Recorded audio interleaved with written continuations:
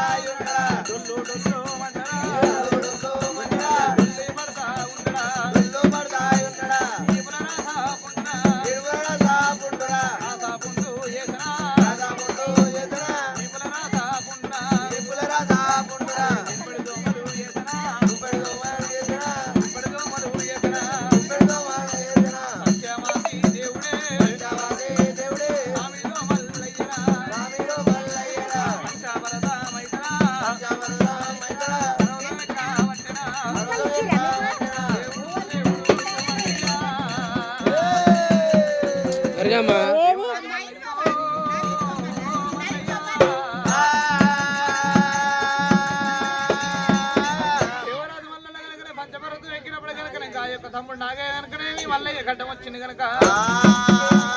తమ్ముడా నాగయ్య ఇప్పుడే వదిన దగ్గర పోయి కనుకనేమి నీ భర్త మల్లయ్య వచ్చిండు మా అన్న మల్లన్న వచ్చిందని మీ వదిన చెప్పమన్నప్పుడే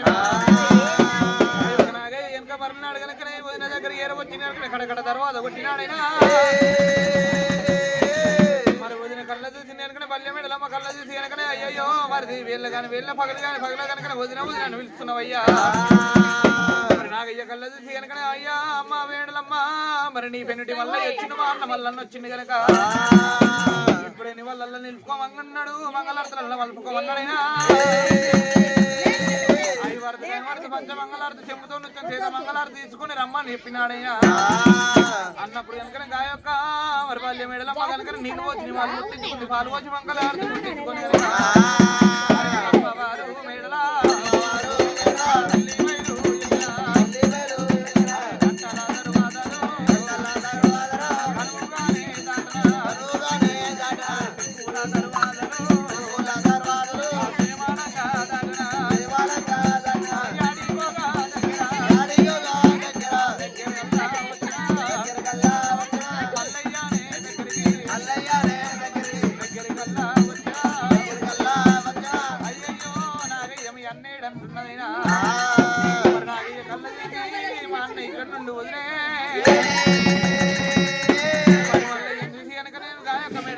ఎక్కడ పడ్డావాడు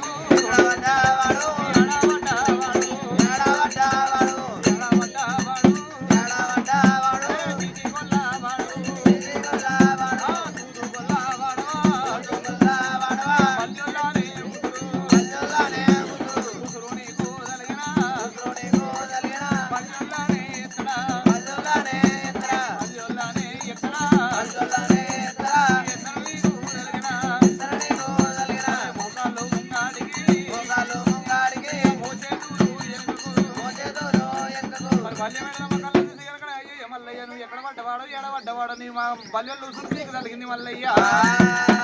మరి బల్లెమేడలమ్మ కనుకనే మల్లయ్య పాద పూజ కట్టమంటే కనుక కట్టనట్టున్నదైనా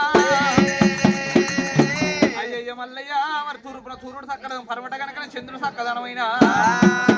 మరి పంచాదిగిరుల కనుక పార్వతి చక్కదనం పంచపర్వతం మీద కనుక నా చక్కదనం ఉన్నదయ్యా నాకన్నా కనుకనే 6 గంటల పిల్ల పుట్టలేదు కనుక పుట్టిన 6 గంటలు బతకలేదు మల్లయ్య బతికి కనుక పంచపర్వతం ఉంది కనుక నీకు సంసారం చేస్తున్న వేరే వాళ్ళు అయితే కనుక నీకు సంసారం చేయబో మల్లయ్య మాటలు అంటుంది మేడలా